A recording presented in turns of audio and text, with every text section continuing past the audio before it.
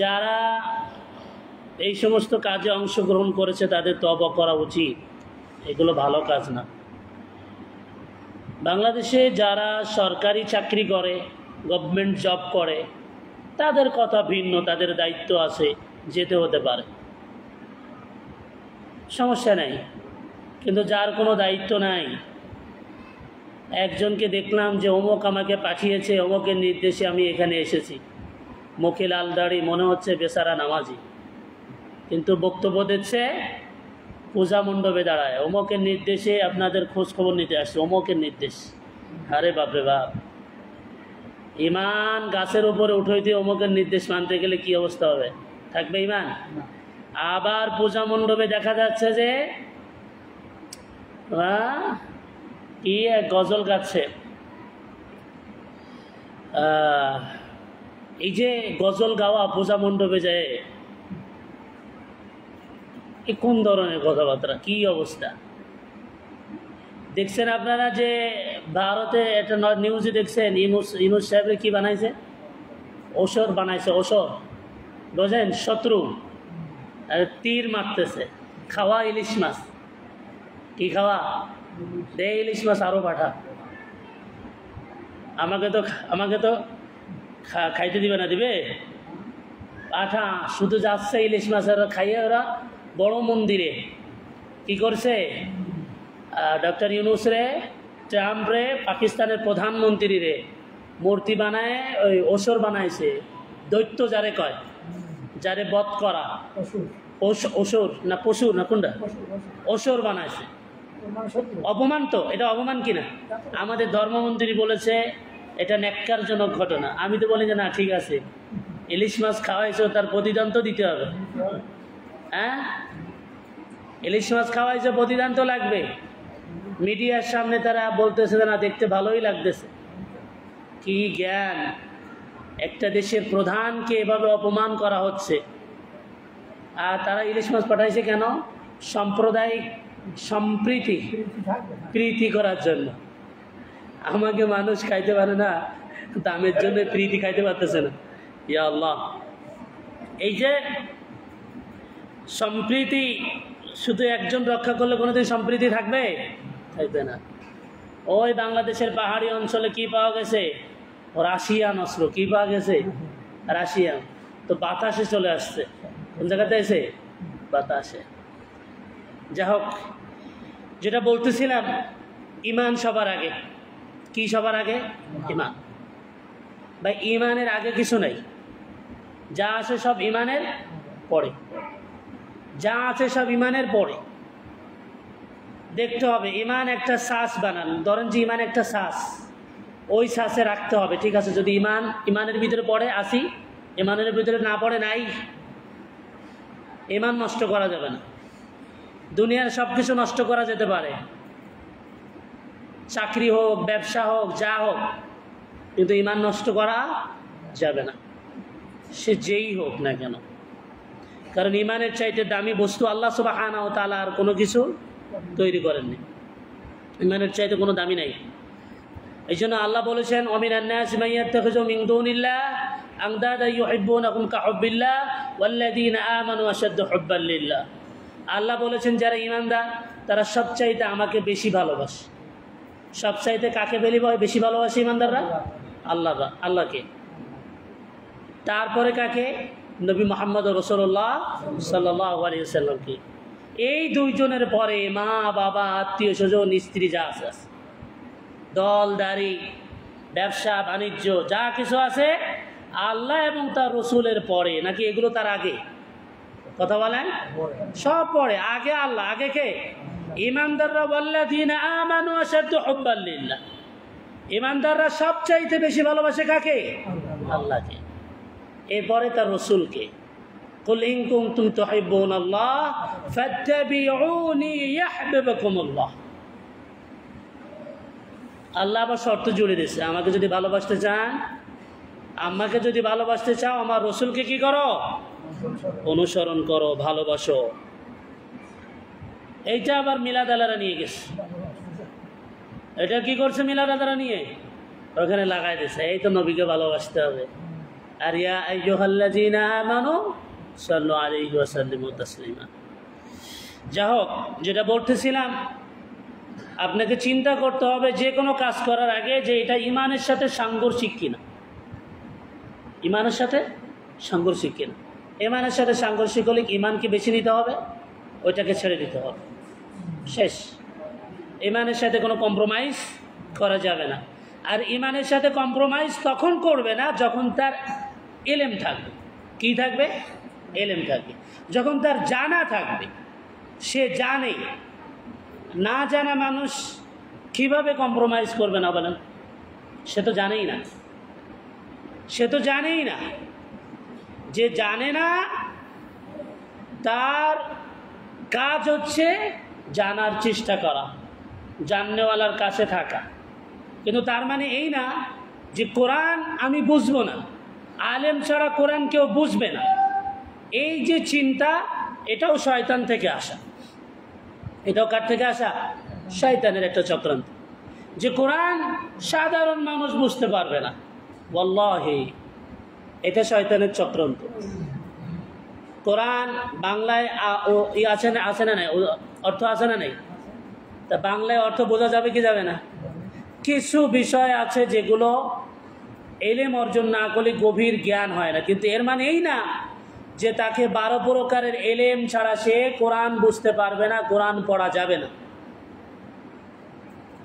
ভারতে আছে, হিন্দুদের ভিতরে আছে যারা আপনার কি করে, ব্রাহ্মণ, তারা ছাড়া কেউ ধর্মীয় গ্রন্থ পড়তে আর কথা, এটা জানেন না আপনারা? হিন্দুদের ভিতরে তো শ্রেণী আছে, আছে না নাই? শ্রেণী আছে। ব্রাহ্মণরা ছাড়া কেউ কি করতে পারবে না। সবচেয়ে উঁচু যেটা ফরজ, সেটা অবশ্যই আপনাকে জানতে হবে। এই জন্য আল্লাহ বলেছেন ফাআলাম আন্নাহু লা ইলাহা ইল্লাল্লাহ, আগে আল্লাহ সম্পর্কে জানো, তারপরে বলো লা ইলাহা ইল্লাল্লাহ। এর আগে না। কোনো এলেম রেখে যায়, যে এলেম তার মৃত্যুর পরে মানুষ উপকৃত হচ্ছে, দিনের দিকে ফিরে আসতেছে, ওইটা দ্বারা সে কী করে কবরের জীবনে নেকি অর্জন করতে পারবে। সুবহানাল্লাহ পড়বেন না? মানে এলেমের এত গুরুত্ব, এলেম অর্জনকারী, এলেম অন্বেষণ করা যে কত গুরুত্বপূর্ণ বলে শেষ করা যাবে। এত ফজিলাত, এত মাহাত্ম্য। এলেমকে বলা হয়েছে নূর। আল্লাহ কোরআনকে নূর বলেছেন, কিতাবুন আনজালনাহু ইলাইকা লিতুখরিজান নাস মিনাজ যুলুমাতি ইলান নূর। আল্লাহ বলেছেন এই কিতাব মানুষকে অন্ধকার থেকে আলোর দিকে নিয়ে আসবে। জুলুমাত, জুলুমাত হচ্ছে বহু বচন, অন্ধকারের বহু রাস্তা রয়েছে পৃথিবীতে। ইলান নূর, কোরআনকে বলা হয়েছে নূর, 1 বছর। ইলান নূর বলা হয়েছে কোরআনকে, যে একমাত্র কোরআন হচ্ছে আলোর পথ। কিসের পথ? আলো। তাহলে কোরআনকে কি বলা হয়েছে? আলো। জ্ঞান হচ্ছে আলো, অন্ধকার দূর করে, কুসংস্কার দূর করবে, শিরিক দূর করবে, ইমানকে পাহারা দিবে, ইমানকে নষ্ট হতে দিবে না। কিন্তু এলেম নেই, তার ইমান নষ্ট হওয়ার সম্ভাবনা অনেক বেশি, অনেক বেশি। এলেম জানা নেই। ওই যে একটা উদাহরণ সবসময় বলে, লোকটা অনেক আবেদ ছিল, কিন্তু লোকটার এলেম ছিল না, ওহী নাজিল হবে না। শয়তান চিন্তা করলো লোকটার কি করা দরকার? ইমান ধ্বংস করে দেওয়া দরকার। তো শয়তান নাজিল হলো বড় সড়ো হয়ে, বললো আমি জিব্রাইল। তো লোক মনে করলো হ্যাঁ অনেক আমল তো করি, জিব্রাইল আসতেই পারে। জিব্রাইল কি করতে পারে? আসতেই পারে। অনেক আমল তো করি, সারা রাত তাহাজ্জুদ পড়ি, 5 ওয়াক্ত সালাত পড়ি, নফল সালাত আদায় করি, অনেক আমল করি, কিন্তু লোকটার জ্ঞান নাই যে ওই জিব্রাইল আর সরাসরি কারোর কাছে আসবে না। তো বলছে কোথায় নেবে? বলে গবরাতুল মুনতাহায় নিয়ে যাব। কারণ সিদরাতুল মুনতাহায় তো নিতে পারবে না। সিদরাতুল মুনতাহা তো কোথায়? উপরে। তো গবরাতুল মুনতাহা মানে হচ্ছে যেখানে অনেক গোবর রাখা আছে, উঁচু জায়গায়। তো শয়তান পেশাব করে পানি দিল, সেই পানিতে উজু করলো। এরপরে শয়তানের ডানায় করে নিয়ে গেল। ওই যে বিশ্বাসটা করলো, ইমান চলে গেছে। কি চলে গেল? ইমান নষ্ট হয়ে গেল। তাহলে ইমান নষ্ট হবে না যদি সে এলেম অর্জন করে। আগে হচ্ছে আল্লাহ বিষয়ে এলেম অর্জন করা, আল্লাহ সম্পর্কে এলেম অর্জন করা। আপনার রব সৃষ্টিকর্তা একমাত্র ইবাদত পাওয়ার যোগ্য, তার সম্পর্কে আপনাকে এলেম অর্জন, তার ক্ষমতা, আল্লাহর ক্ষমতা আছে না নাই কথা বলেন, আল্লাহর ক্ষমতা সম্পর্কে জ্ঞান অর্জন করা। তাহলে পৃথিবীর কোনো ক্ষমতা আপনাকে চোখ রাঙাতে পারবে। দেখেন আফগানিস্তান, দেখেন উদাহরণ, ওই যে করে মোল্লারা কি কাউকে ভয় পায়? পায় না। কিন্তু যদি দেখেন পাকিস্তান, ও তো ট্রাম্পে সিজদা করতে পারলে তাও করে দিত, কথা বোঝেননি? ট্রাম্পরে কিটা পাম দিয়েছে, ট্রাম্প তো নিজে কাছে আমি যদি পুরস্কার না পাই নোবেল, এখন আমার মনে নোবেল কমিটির দায় থেকে হলেও একটা পাগল পুরস্কার অবশ্যই বানাতে হতে পারে। হ্যাঁ, কিন্তু আফগানিস্তান মাথা নত করে না। সৌদি আরব বলেন, আমার কাছে সবথেকে ভালো লেগেছে কম্বোডিয়ার প্রেসিডেন্ট। কালকে ওই যে দেখছেন একটা নিউজে, ফ্লোটেলা ওই যে জাহাজগুলো যাচ্ছিল, কোথায় যাচ্ছিল? ফিলিস্তিনের সাহায্য করার জন্য, সবগুলোকে আটকাই দিছে। বিভিন্ন দেশ প্রতিবাদ জানিয়েছে, বাংলাদেশও প্রতিবাদ জানিয়েছে, কিন্তু একমাত্র ওই দেশের প্রেসিডেন্ট, কম্বোডিয়ার প্রেসিডেন্ট, সমস্ত ইসরায়েলি দূতাবাস বন্ধ করে দিয়েছে, সবগুলোর বের করে দিয়েছে। আর সবাই কি করেছে? প্রতিবাদ করেছে। এখন মুসলিম বিশ্বের নেতারা পারলে ট্রাম্পকে আব্বা করে ডাকে, কিন্তু সরাসরি ডাকতে পারতেছে না। ট্রাম্প যা বলে তাই হা হা। নামে মুসলিম নেতা, বিশ্ব নেতা নামে, কিন্তু কাজে নাই। কাজে কোনো দেশ আসলে ফিলিস্তিনের পাশে ওইভাবে দাঁড়াচ্ছে না। কত মুসলিম রাষ্ট্র আছে সারা পৃথিবীতে, সব যদি এক হয়, এক ইসরায়েল, কারোরে কেয়ার করে না, কারোরে কেয়ার করে না। জাতিসংঘ, এ সংঘ, সে সংঘ, সব কারোরে কেয়ার করে না, যা মন চায় তাই করে যাচ্ছে। মুসলমান হত্যা, কাতারে আক্রমণ চালানো। মুসলমানদের সমস্যা কোথায়? ইমানে ঘাটতি, ভয় পায়। মুসলমান আসলে ভয় পাওয়া জাতি না। ফা'লাম আন্নাহু লা ইলাহা ইল্লাল্লাহ, যদি তার আল্লাহ সম্পর্কে জ্ঞান থাকে, কাউকে ভয় পায় না। ওয়াল্লাহি ওয়া মান ইয়াত্তাকিল্লাহ, যে আল্লাহকে ভয় পায় সে দুনিয়ায় কাউকে ভয় পায় না, কখনো না। কোনো দেশকে ভয় পাবে না, কোনো অ্যাটম বোমাকে ভয় পাবে না, কাউকে ভয় পাবে না। কিসের ভয়? আমি যদি হক পথে থাকি, আমি কাউকে ভয় করব কেন? কিসের জন্য ভয় করব? এই জন্য জ্ঞান থাকতে হবে। ফা'লাম, আগে জ্ঞান অর্জন করো আল্লাহ সম্পর্কে, আল্লাহর ক্ষমতা জানো, আল্লাহ সম্পর্কে জ্ঞান অর্জন করো। আল্লাহ কি ক্ষমতার মালিক? মানুষ, জনগণ ক্ষমতার মালিক না। এগুলো আপনাকে জানতে হবে। আল্লাহর কি ক্ষমতা? আল্লাহ বাচ্চা দেওয়ার ক্ষমতা রাখে, কোনো পীর সাহেব, কোনো মাজার বাচ্চা দিতে পারে না। রিজিকের মালিক আল্লাহ, কেউ আপনাকে রিজিক দিতে পারে না। আপনার রিজিক কেউ খেতে পারবে না, আপনার যা আছে কেউ খেতে পারবে না। আরবের মানুষেরা জিনদের কাছে সাহায্য চাইতো, যাতে জিনরা আরও অহংকারী হয়ে যেত। কোথাও যে রাজ্য রক্ষণ করলে বলতো আমরা এখানে আছি, জিনদের কাছে, জিনদের সর্দারদের কাছে সাহায্য চাই। মুশরিকরা, যাতে করে শয়তান আরো অহংকারী হয়ে যেত, আমার কাছে সাহায্য চাচ্ছে। খলাকাল ইনসানা দাঈফা, আল্লাহ বলেছেন আমি মানুষকে দুর্বল করে সৃষ্টি করেছি। কিন্তু ওই মানুষ যদি ইমান জ্ঞান অর্জন করে, তার ইমান এত শক্তিশালী হয় সারা পৃথিবী তাকে ভয় করে। ওয়াল্লাহি, যখন ইমাম মাহাদি আসবে ইনশাল্লাহ দ্রুতই, কারণ এখন মানুষের ভিতরে দেখতেছি ইয়াংদের ভিতরে তাওহীদ খুব ভালো, আল্লাহর একত্ববাদ খুব ভালো দেখা যাচ্ছে।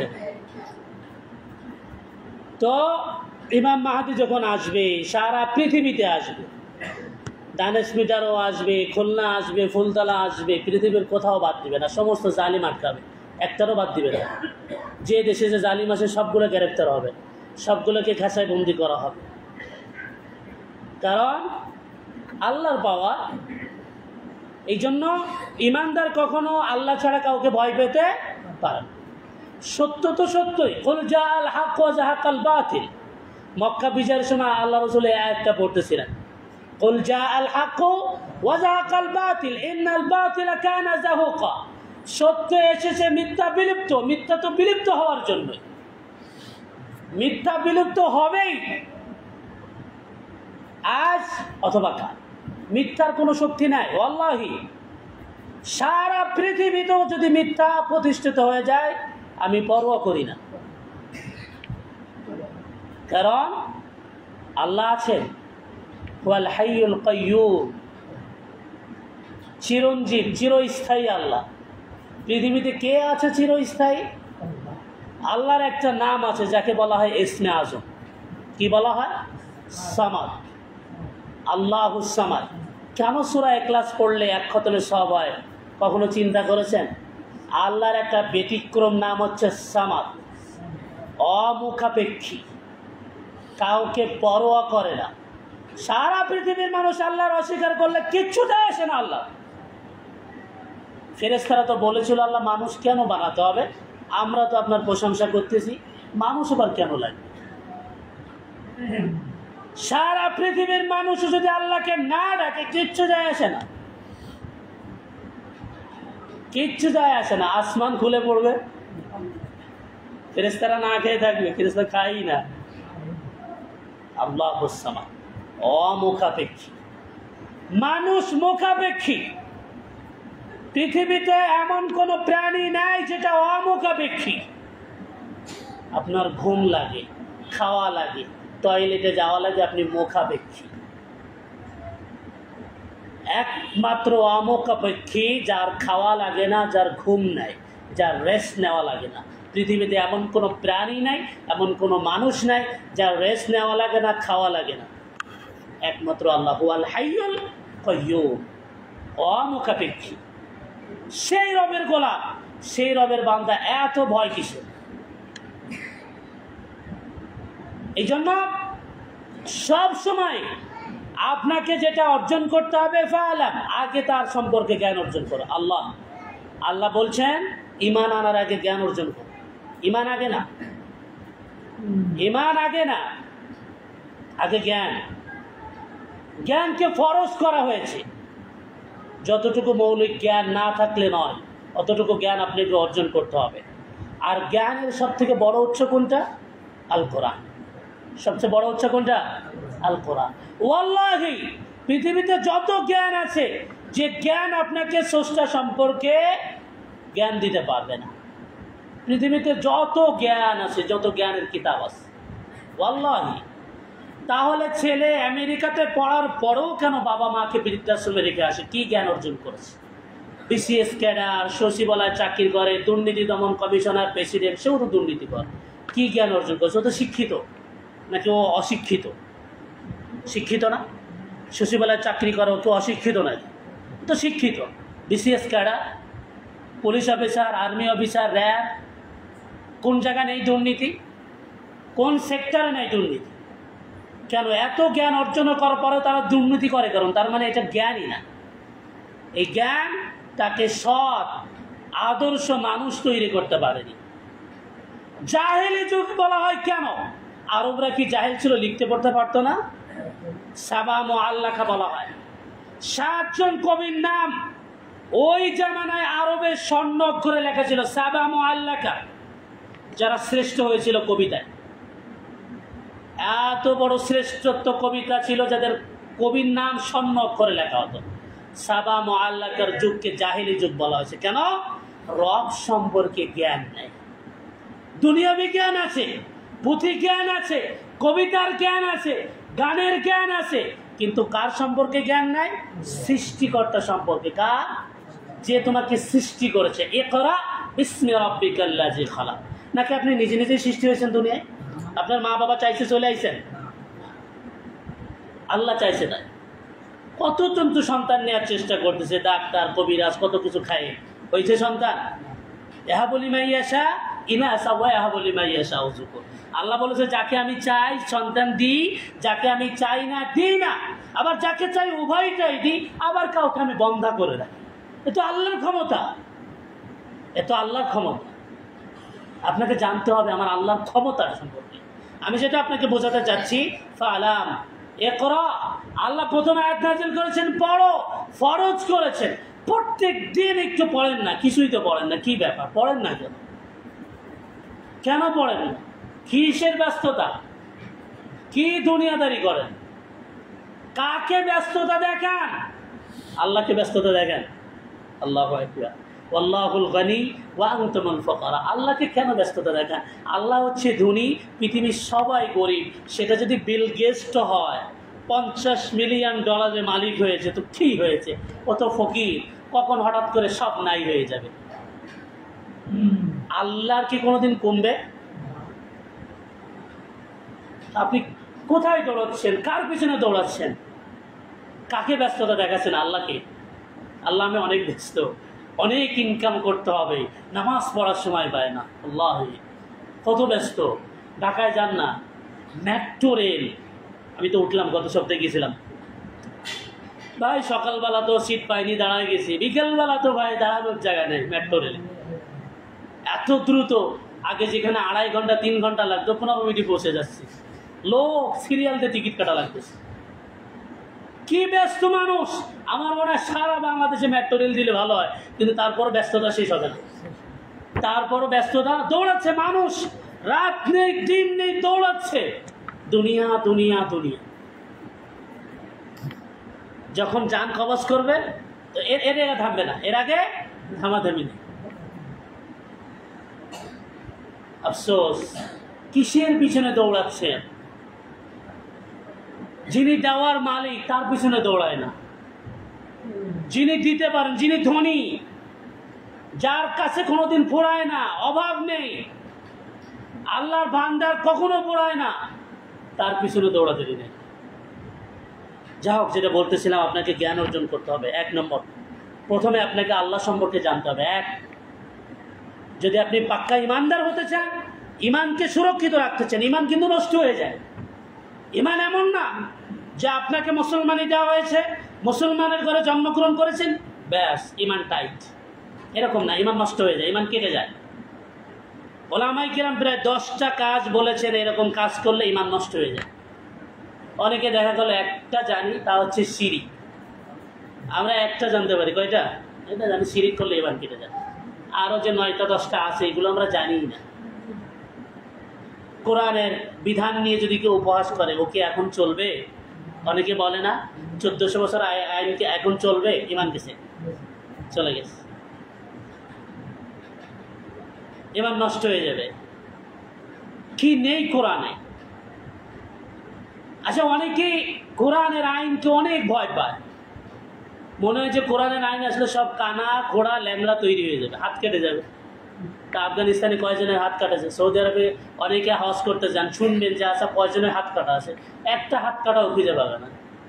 শুধু করেন না আইন, আইন করলেই হচ্ছে, হাত কাটা পাবেন না আপনি, চোর পাবেন না আপনি। যা হোক, যেটা বলতেছিলাম,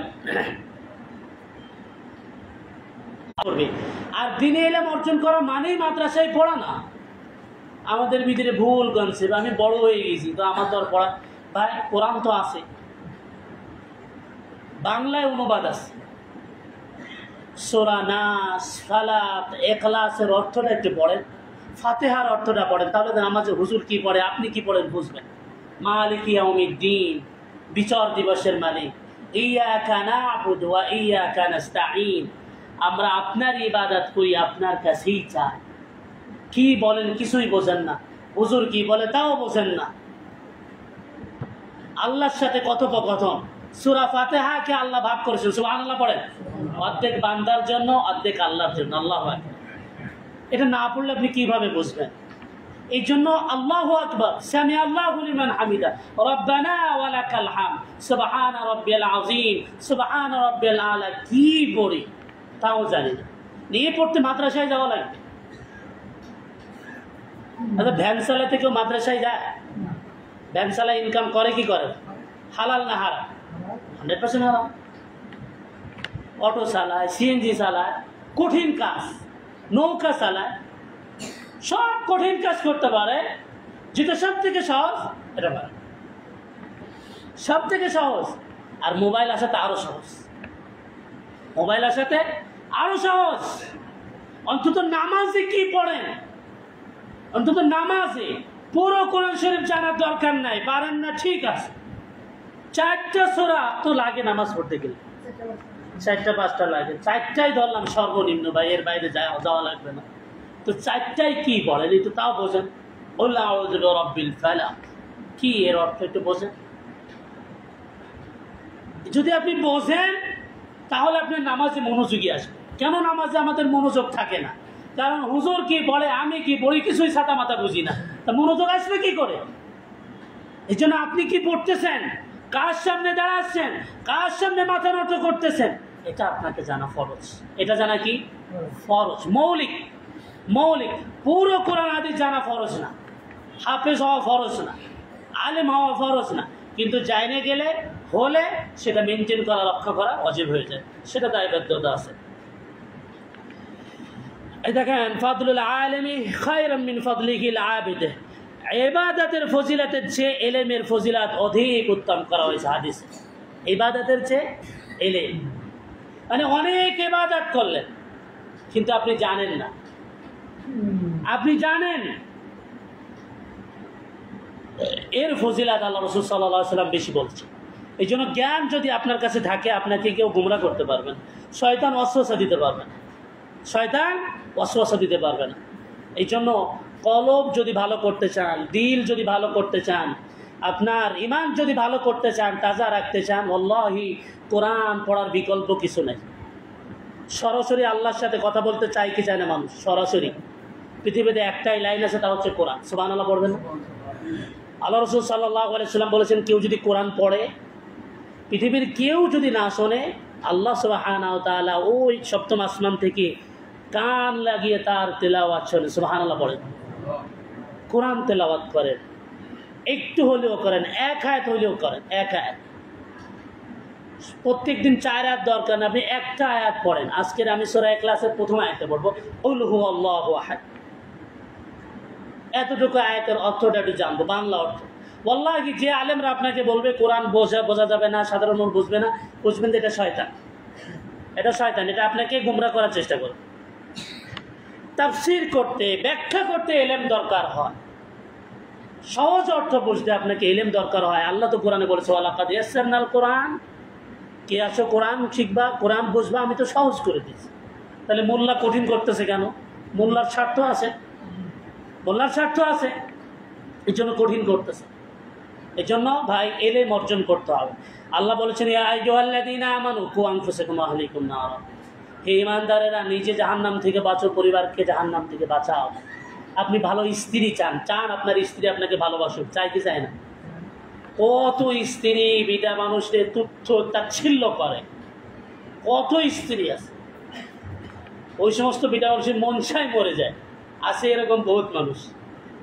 এই জ্বালা এখন সব থেকে বেশি।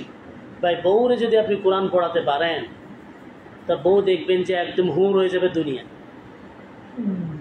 মেয়েকে যদি একটু কোরআন পড়াতে পারেন, ছেলেকে যদি একটু কোরআন, সায়েন্স পড়ান, মেডিকেলে পড়ান, ইঞ্জিনিয়ারিং পড়ান, ইসলাম তো নিষেধ করেন, কোথাও নিষেধ নেই, পড়ান, কিন্তু তাকে একটু দিন শিক্ষা দিন, দিন, এটা ফরজ। মা বাবার যে দায়িত্ব আছে, বাবার দায়িত্ব, তার ভিতরে একটা দায়িত্ব হচ্ছে তাকে জ্ঞান, দ্বীনের মৌলিক জ্ঞান শিখাবে, আল্লাহ চিনাবে, আল্লাহ তাকে বলবে। ওই যে আপনি তো শোনেন প্রায় ওয়াজে, লুকমানের প্রশংসা আল্লাহ কেন করলেন? কোরআনে একটা সূরা নাজিল করলেন। লুকমান না কোনো নবী না লোকমান, সাধারণ মানুষ, তার কথা আল্লাহর কাছে এত প্রিয়, আল্লাহ তো কয়েকটা আয়াত দিলেও হতো, একটা সূরাই নাজিল করে দিছে। যার নামে একটা সূরাই দিছে আল্লাহ, আপনার কাছে মনে হয় লোকটা খারাপ?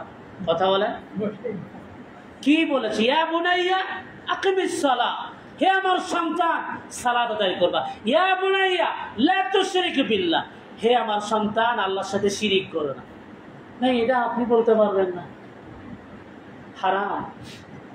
এটা আপনি বলতে পারবেন না, আমার ছেলে আল্লাহর সাথে শিরিক করবা না। সে বলেছে, ইয়া বুনাইয়া, মানুষের উপরে জুলুম করো না, মানুষের তো অন্যায়ভাবে খেও না, নামাজ পড়েন। আমার কাছে অনেকে অভিযোগ করে, 2-3 মসজিদে তো অভিযোগ করেছে, হুজুর বাচ্চা নিয়ে গেলে হুজুরা খ্যাট করে। আমি বলছি, ওই হুজুরের কি কব, দাওয়াত করে খাওয়াবো, কি কব? হুজুর খ্যাটখ্যাট করবে কেন? আরে ছেলের নিয়ে তো মন্দিরে যাচ্ছে না, মসজিদে আসতেছে, আসুক না ভাই, শয়তানি করতেছে, নামাজে মেলাও ডিস্টার্ব হয়ে যাচ্ছে। আসুক, বাচ্চা নিয়ে মসজিদে আসুক। কোথায় যাবে বাচ্চা নিয়ে? তো নামাজই হবে তো। মসজিদে আসলে মসজিদ তো চিনবে, আল্লাহকে তো চিনবে, সিজদা দেবে, আপনার মরার পরে দোয়া করবে। আরে ভাই আমি দোয়া করলে এই যে বাচ্চা মিলাদ বন্ধ হয়ে যাবে, মিলাদ বন্ধ করেন না, মিলাদ ভাই আমি আপনার আব্বার জন্য দোয়া করব, কত মায়া মমতা দিই, জানি টাকা পয়সা বেশি দিলে একটু লম্বা করব, সুদ দিব, তাই না? আপনার সন্তান যখন দোয়া করবে কত আবেগ নিয়ে দোয়া করবে। বাংলাই করুক না, আল্লাহ আমার আব্বা মরে গেছে জান্নাত দেন, ওরা আমার দোয়ার চেয়ে ভালো দোয়া করবে। আল্লাহ আমি নাই আরবি বলি, আর বাংলাই বলো। আর রহমান আল্লামাল কোরআন খালাকাল ইনসান আল্লামাহুল বায়ান। মানুষকে ভাষা শিক্ষা দিয়েছেন কে? আল্লাহ। পৃথিবীতে যত ভাষা আছে কোন ভাষার জনক নাই আল্লাহ ছাড়া। আল্লামাহুল বায়ান, আল্লাহ মানুষকে মুখের ভাষা শিক্ষা দিয়েছেন। ভাষা আল্লাহর দান, বাংলা ভাষাও আল্লাহ দান, খুঁজে কাউকে পাবেন না। ইংরেজি বলেন, তামিল বলেন, হিন্দি বলেন, ফার্সি বলেন, কত ভাষা দুনিয়াতে আছে, আরবি বলেন, ফার্সি, যা আছে সব আল্লাহ। আল্লাহকে যে ভাষায় ডাকেন আল্লাহ সব ভাষা বোঝে কি বোঝেন? বাচ্চাকে নিয়ে মসজিদে আসবেন, আল্লাহকে চিনাবেন, বাচ্চার সামনে রাসূলুল্লাহ সাল্লাল্লাহু আলাইহি সাল্লামের জীবনী পড়বেন। তার শিশুকালে মুহাম্মদ সাল্লাল্লাহু আলাইহি সাল্লামের জীবনী আছে না? বাবা মারা গেছে, মা মারা গেছে, কত কষ্টে মানুষ হয়েছে, এগুলো বাচ্চার সামনে বলবেন। ও আপনার জন্য দোয়া করলে ও যত সিজদা দেবে তত সব পাবেন আপনি। সুবহানাল্লাহ। শায়েখ আহমদুল্লাহ একটা ভালো কথা বলতো, এটা আমার খুব খুব ভালো লাগছে। উনি বলতো যে আমি আমার বাচ্চাকে মাদ্রাসায় পড়াই ঠিক আছে, কিন্তু আমার বাচ্চাকে ফাতিহা আমি পড়াইছি। ফাতিহা কে পড়াইছে? উনি পড়াইছে। কেন? কারণ এ তো সারা জীবন নামাজ পড়বে। তা আমি যদি ওর শিক্ষক হই, একে তোর বাপ আমি, আবার শিক্ষকও আমি, কয় সব ডবল সব। আর যদি ও যদি হুজুরের কাছে শেখে আউযুবিল্লাহ বিসমিল্লাহ ফাতিহা, তাহলে তো হুজুর সারা জীবন একটা সব পাবে কি পাবে না? কয়েকদিন আগে মাদ্রাসা ভিজিটে গেছিলাম, 4 মাদ্রাসা একদিন ভিজিট করেছি, যাই দেখি 2 মাদ্রাসা আমার ছাত্র আছে। মারাত্মক ব্যাপার, মনে মনে তো আমি খুশি, মানে আমার ওই ফুলচেরাদের লাইন ঠিক করতে পারলে হচ্ছে। বুঝতে পারছেন নেই? কোরআন পড়তেছে, আমার কাছে তো পড়েছে কিছু, আর একটা আন্তর্জাতিকভাবে 2 দেশে যাচ্ছে, 2 দেশে দোয়া করেন, আন্তর্জাতিকভাবে 2 দেশে চান্স পাইছে, হাফেজ ঢাকা থেকে। তো এরা এই যে আমার কাছে কিছুটা পড়েছে, এত ভালো লাগে আমার। তাহলে আপনি যদি আপনার সন্তানকে নামাজ পড়ানো শিখান, আউযুবিল্লাহ বিসমিল্লাহ পড়ানো শিখান, বিসমিল্লাহকে খাবার খেতে এটা শিখান, সারা জীবন যদি বিসমিল্লাহ কয়, বিসমিল্লাহ সব আছে না, তো সব আপনি পাবেন। আপনি এদিক ওদিক সব তালাশ করে বেড়াতে চান, সব তো ঘরের ভিতরে রয়েছে। মেয়ে যদি পর্দা করে, ফরজ পর্দা, আপনার মেয়ে যদি পর্দা করে তো নেকি আপনি পাবেন না? বেপর্দা হলে যদি আপনার নামে গোনা লেখা হয়, তো পর্দা করলে নেকি আসছে না? তাহলে নেকি তো ঘরের ভিতরেই ভরা দেখতেছি। এই জন্য ভাই প্রথম কথা হচ্ছে, আল্লাহ বলেছেন আগে এলেম অর্জন করতে হবে আল্লাহ সম্পর্কে। আগে আল্লাহ সম্পর্কে জানতে হবে। আর আল্লাহ সম্পর্কে জানার সব থেকে বড় উৎস হচ্ছে কোরআন। কোরআনের বাইরে আর কোনো উৎস হতে পারে না। আজকালকে স্কুল কলেজে ইউনিভার্সিটিতে যা পড়ানো হচ্ছে আল্লাহ সম্পর্কে ওই জ্ঞান নাই। আপনাকে আলাদাভাবে সাবজেক্ট নিতে হবে, তাহলে আল্লাহ সম্পর্কে জানবেন। হয় হাদিস নিতে হবে, ইসলামিক স্টাডিজ নিতে হবে, কোরআন নিতে হবে, তাফসির নিতে হবে। সে পড়াশোনা করে ওই পর্যন্ত দিতে হবে, সবার পক্ষে সম্ভব না। তাহলে আমাদের পক্ষে সম্ভব, সহজ হচ্ছে কোরআন পড়া। প্রত্যেকের বাড়ি কোরআন আছে, বাংলা কোরআন আছে, একটু পড়েন, এক আয়াত পড়েন, একটা আয়াত পড়েন প্রত্যেক দিন। আমি অর্ধেক পড়েন, দেখেন অ্যান্ড্রয়েড সেট আছে, তাফসির না মানে একটু দেখেন।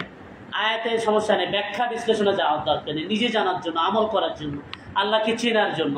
তাহলে আপনার ইমান নিয়ে কেউ খেলতে পারবে না, শয়তান আপনার ইমান নষ্ট করতে পারবে না। শয়তানের উদ্দেশ্য ইমান নষ্ট করা, আর কিছু না। আপনার টুপিও নেবে না, দাড়িও নেবে না, চশমা নেবে না, কিচ্ছু নেবে না, জুব্বাও নেবে না, শুধু ইমানটা নষ্ট করে দিতে পারলে শয়তান খুশি। শয়তান কিন্তু দাড়ি টুপি নেয় না কারো কাছ থেকে, শয়তান কি নেয়? ইমানটা নিয়ে নেয়, ইমানের নির্যাস তুলে নেবে। এই জন্য আল্লাহ আমাদেরকে বোঝার তৌফিক দান করেছে, বলবেন আমিন।